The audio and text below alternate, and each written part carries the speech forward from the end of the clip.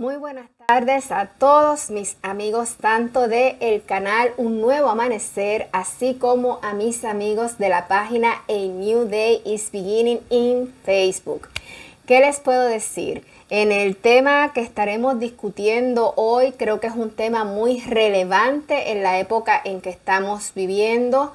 Hemos podido escuchar rumores por todas partes de que las señales del fin son estas, son las otras, de que deberá ocurrir esto, de que deberá ocurrir lo otro, de que la pandemia significa esto, de que la pandemia significa lo otro, que estamos en uno o X o Y punto de las profecías. Pero la realidad es que a dónde tenemos que dirigirnos para saber qué está sucediendo y en qué momento estamos del cumplimiento de las profecías. Nos tenemos que dirigir a las Sagradas Escrituras. Es por eso que vamos a estar ofreciendo un seminario de Apocalipsis. ¿Qué nos dice el libro de Apocalipsis combinado con el libro de Daniel sobre las cosas que estarán ocurriendo en los últimos días? ¿Qué ha ocurrido ya? ¿En qué momento estamos? ¿Qué nos queda por vivir? Si están interesados en eso, les invito a que puedan acompañarme en la serie y el seminario de Apocalipsis. No se pierdan este seminario, les invito a quedarse con nosotros hoy en el primero de los temas, que es el mensaje a la iglesia de Éfesos.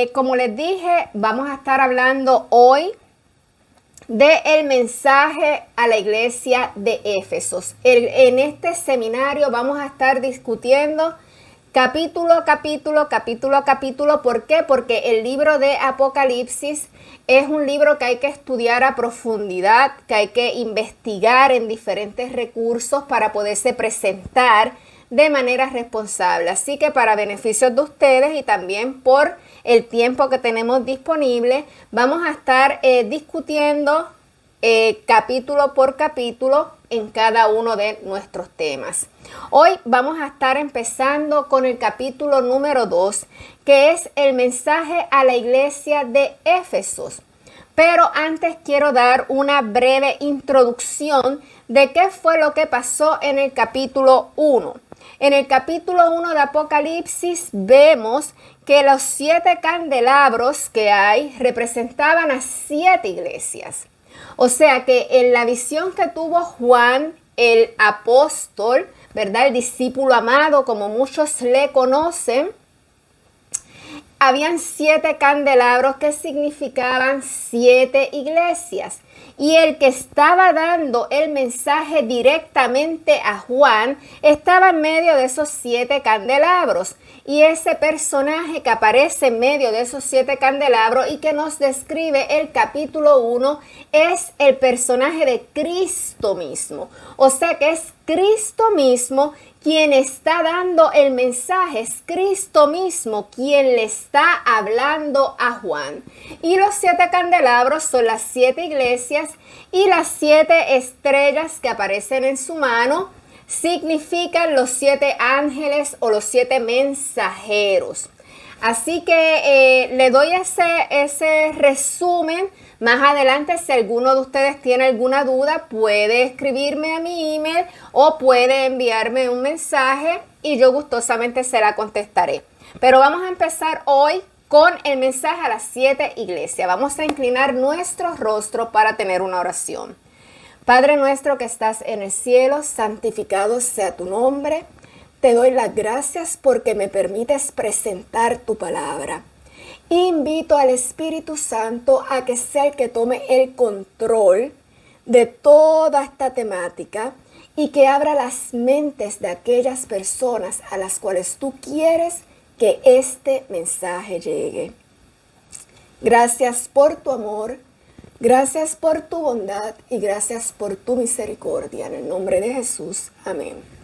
Para los que no saben, pues les voy a estar diciendo que la voz mía va a cambiar cada ciertos minutos.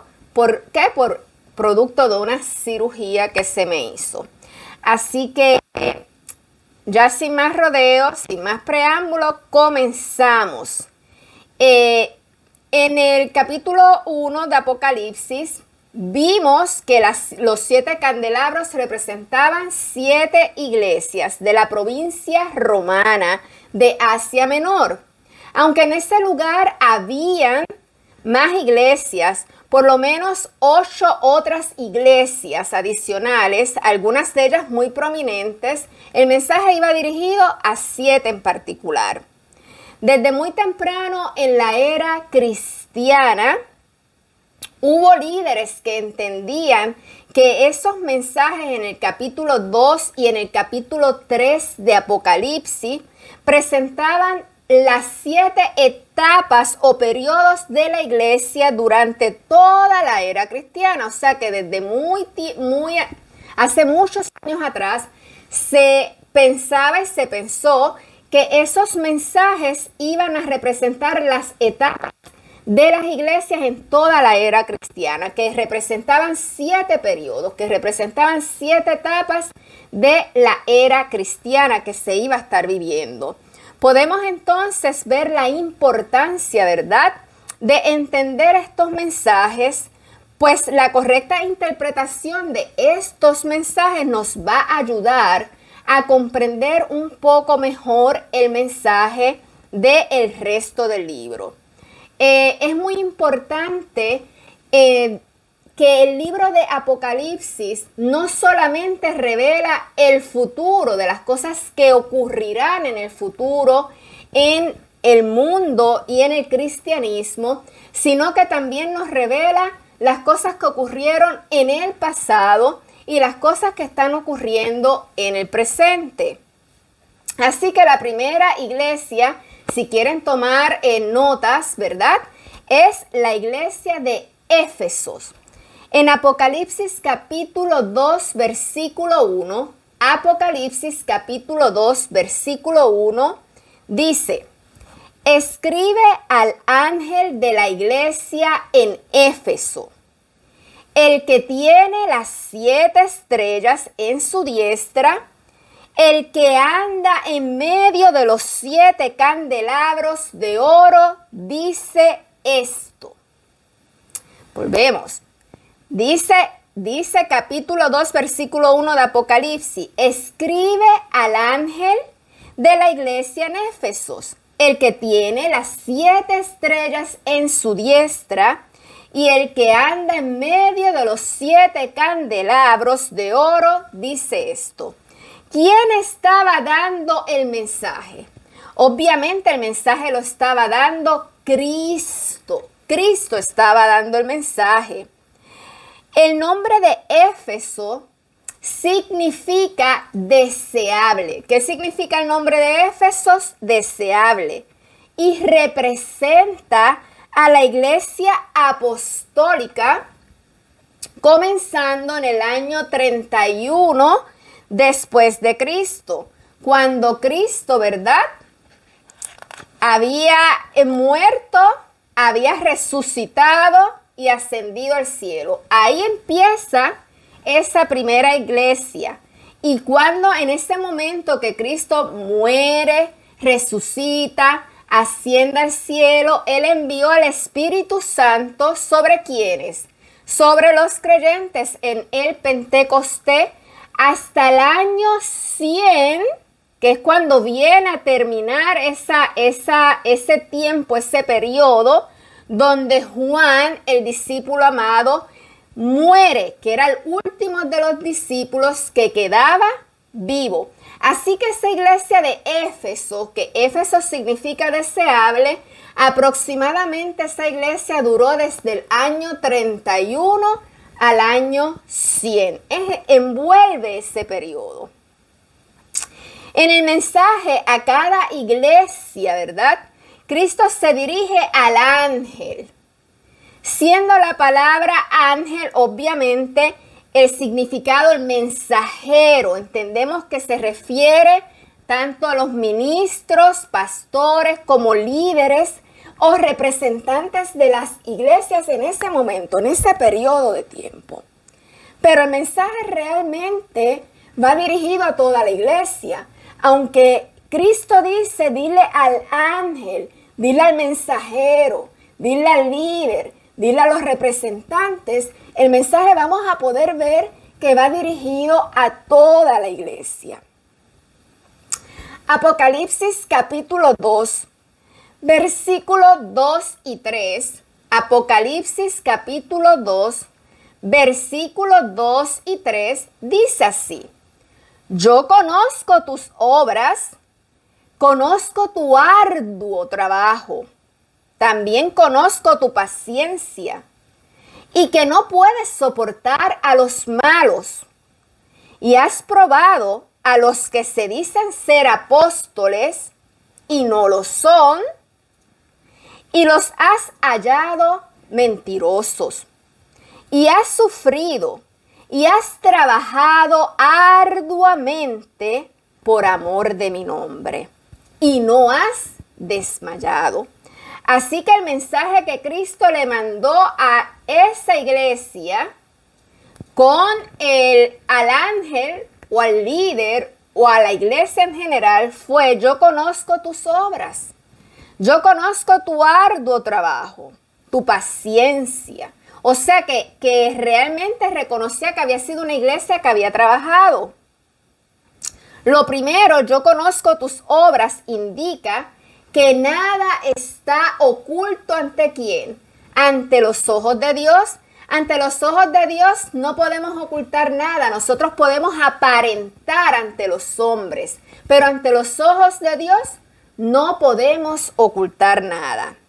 Si internalizamos esta gran verdad, si nosotros los cristianos internalizáramos esa gran verdad, nuestras vidas cambiarían y serían mucho mejor, porque a Dios nadie lo engaña.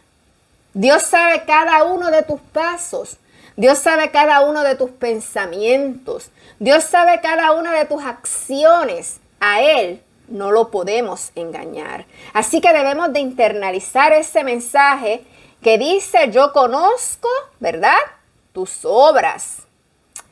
La iglesia del primer siglo, esa iglesia, mientras vivieron los apóstoles, ¿verdad?, la iglesia se mantuvo viva, la iglesia se mantuvo con fe, la iglesia se mantuvo trabajando seriamente por la causa del evangelio.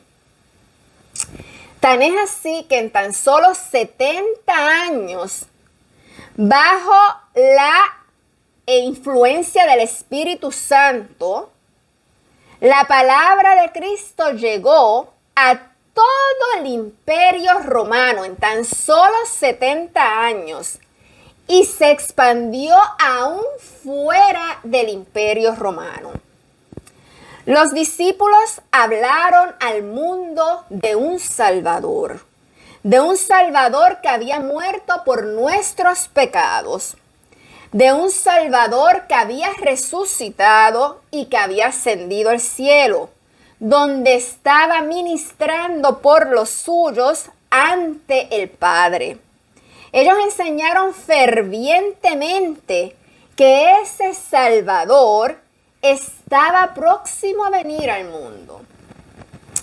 Los perseguidores de los primeros creyentes no se limitó únicamente al judaísmo, sino que ya los romanos también veían a esta nueva religión como una amenaza seria a los cultos de sus dioses y emprendieron desde los días de Nerón una cruel lucha y una cruel batalla contra los cristianos.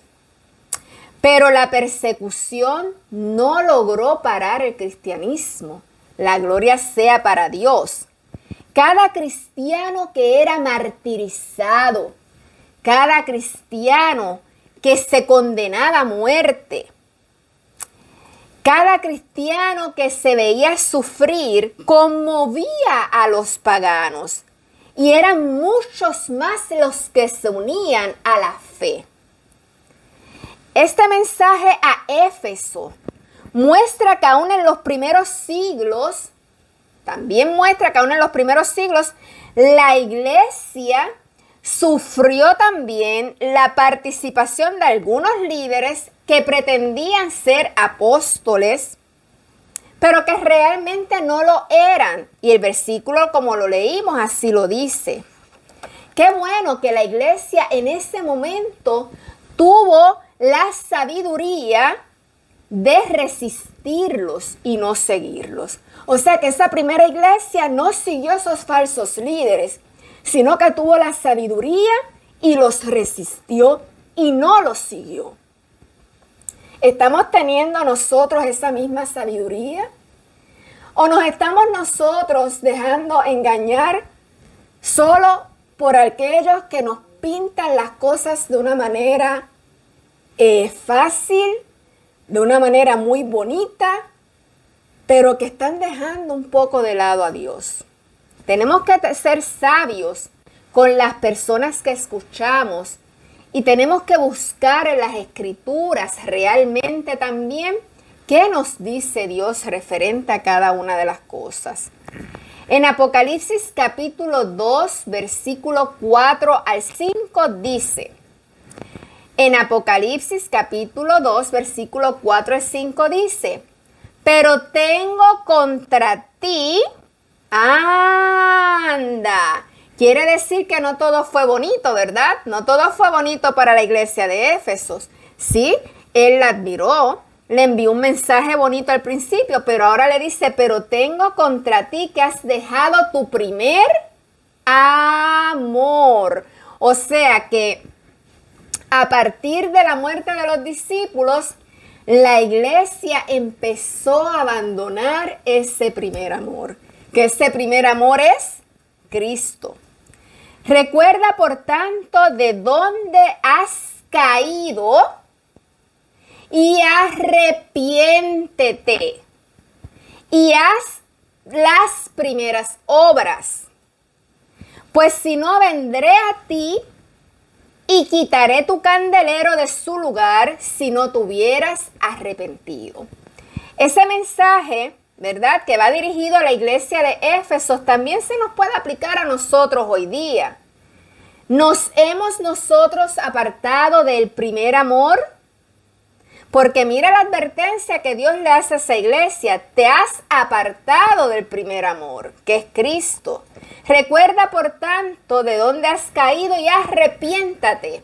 Y es el mismo mensaje que nos da a nosotros hoy. Arrepiéntete y haz las primeras obras, pues si no, vendrá a ti y quitaré tu candelero de su lugar si no te hubieras arrepentido. Mientras se acercaba el cierre del siglo I, las personas se ablandaron respecto a la enseñanza del maestro. El fervor comenzó a menguar y esto fue el principio de la bancarrota espiritual que vamos a ver en los próximos años subsiguientes según vayamos estudiando las 7 iglesias. Recordemos que el primer amor es Cristo. Si dejamos de mirar a Él y nos alejamos de sus doctrinas, el futuro de la iglesia sería un futuro tenebroso ¿Por qué? Porque el guía de la iglesia es Cristo. No podemos dirigir una iglesia, no podemos estar en una iglesia si nos hemos alejado de Dios, porque el futuro de la iglesia sería horrible, sería tenebroso, y vamos a ver en la historia del cristianismo cómo eso sucedió de esa manera. Así que ya ahí en ese capítulo Dios les estaba advirtiendo y les estaba diciendo: no se alejen más del primer amor, arrepiéntese, vuelvan a mis caminos. Así que, ¿cómo podríamos subsistir como cristianos si nosotros no oramos?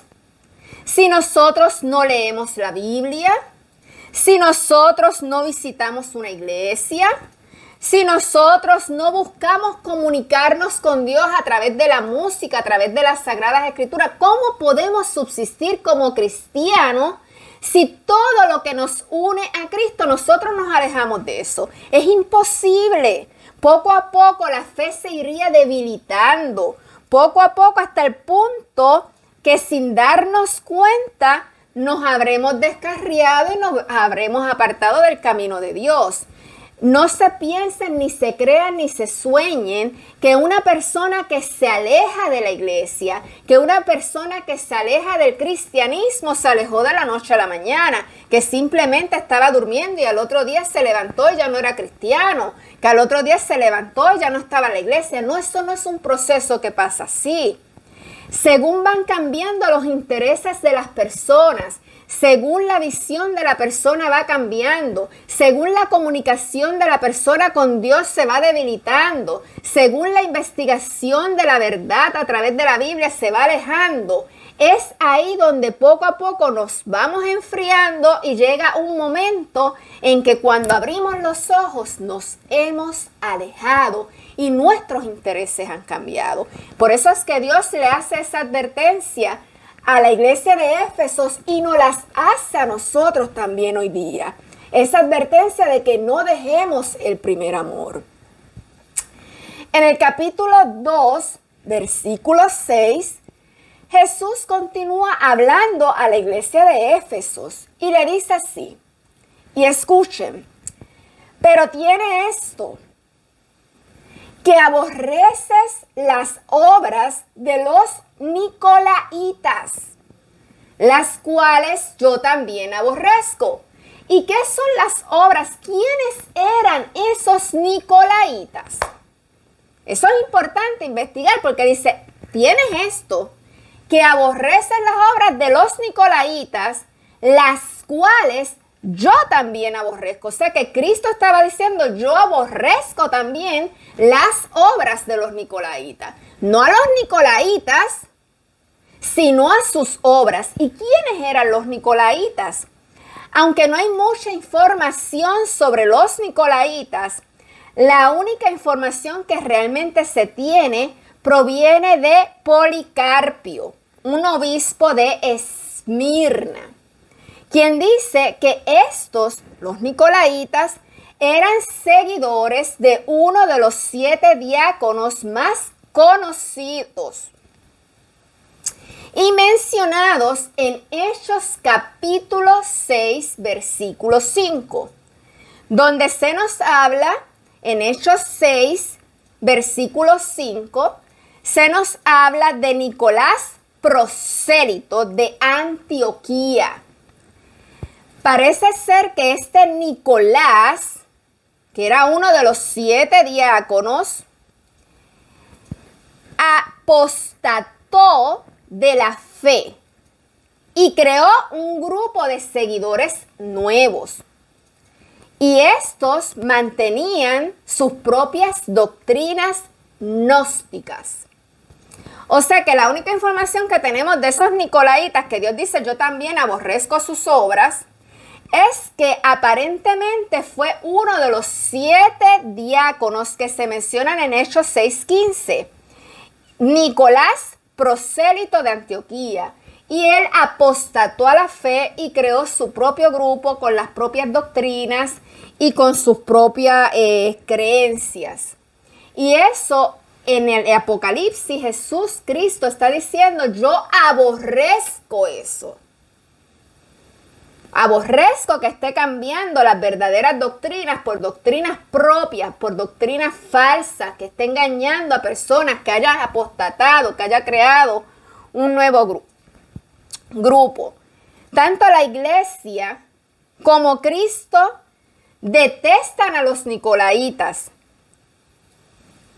¿Cierto o falso?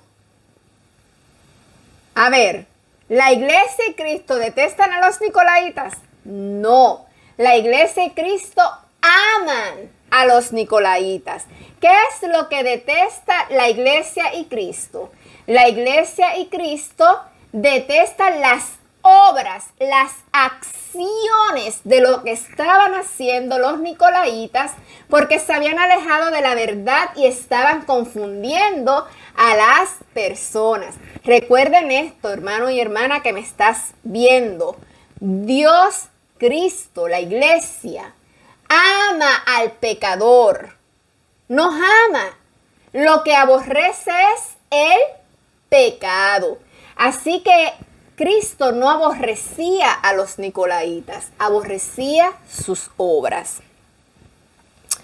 Hoy en día el cristianismo también se está minando de doctrinas falsas, de doctrinas paganas, de doctrinas antibíblicas. Toda esta gama de sectas, de religiones y de filosofías son los actuales nicolaitas del momento, que hacen que cada vez sea más difícil la proclamación de la verdad a la humanidad. En Apocalipsis, capítulo 2, versículo 7. Apocalipsis capítulo 2, versículo 7 dice: el que tiene oídos, mírenme aquí, el que tiene oídos, ¿verdad? Oiga lo que el Espíritu dice a las iglesias. Al que venciere, le daré a comer del árbol de la vida, el cual está en medio del paraíso. Al que venciere, le daré a comer del árbol de la vida que está en medio del paraíso. El principio de este verso indica que lo dicho a Éfeso se dirige a todas las iglesias. Cada promesa es tanto para la iglesia como para cada cristiano. El árbol de la vida que está en medio del huerto del Edén, cuyo fruto gustaron Adán y Eva antes del pecado, se encuentra ahora en medio del paraíso de Dios.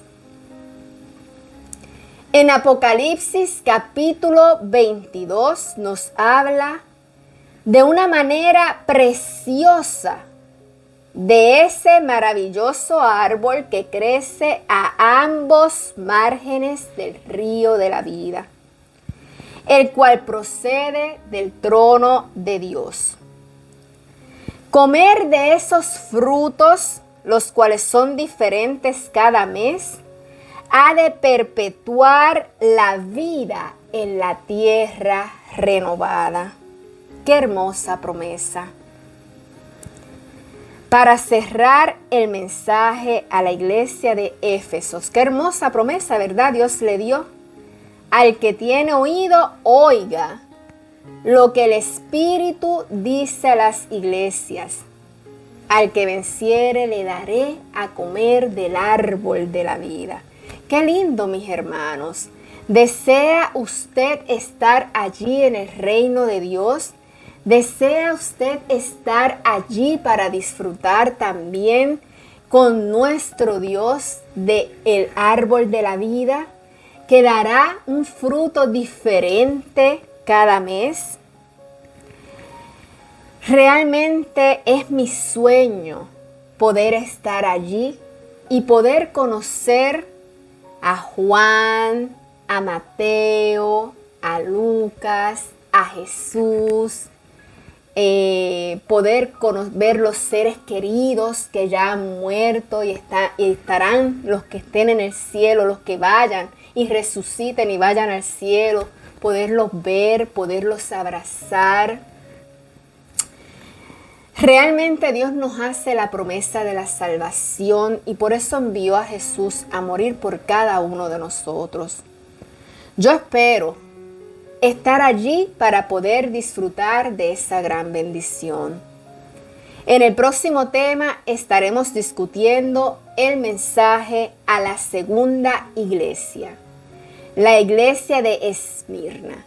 Inclinemos nuestro rostro para orar. Padre nuestro que estás en el cielo, santificado sea tu nombre. Bendice a cada una de las personas que vean este programa. Toca, oh mi Dios, su mente, su corazón y ayúdalos y dale la sabiduría para entender el mensaje que tú tienes para dar en estos momentos a la humanidad, para que el enemigo no pueda confundirlos y para que cada uno de nosotros podamos estar junto a ti, al lado del árbol de la vida y podamos disfrutar del paraíso celestial. En el nombre de Jesús. Amén. Como les dije, el próximo mensaje es el mensaje a la iglesia de Esmirna. Y les invito a que todos aquellos que quieran seguir este seminario de Apocalipsis se suscriban al canal para que puedan recibir en el momento en que se esté publicando cada uno de los mensajes, cada uno de los temas, puedan recibir la notificación y puedan verlos inmediatamente. También les exhorto a que se unan, ¿verdad?, a esta semana de oración que tengo con el grupo A New Day is Beginning en Facebook, y que si tienen alguna petición en particular pueden enviármela a mi correo electrónico o pueden postear simplemente que oración, la palabra oración, y yo sabré que hay una necesidad y que usted desea que yo esté orando por usted. Así que Dios les bendiga y que tengan el resto de la semana muy feliz y que sea una semana bendecida por Dios, pero por sobre todo nunca se aparten de Dios, porque si se apartan de Dios habrán perdido la luz que los va a llevar por el camino recto hacia la vida eterna.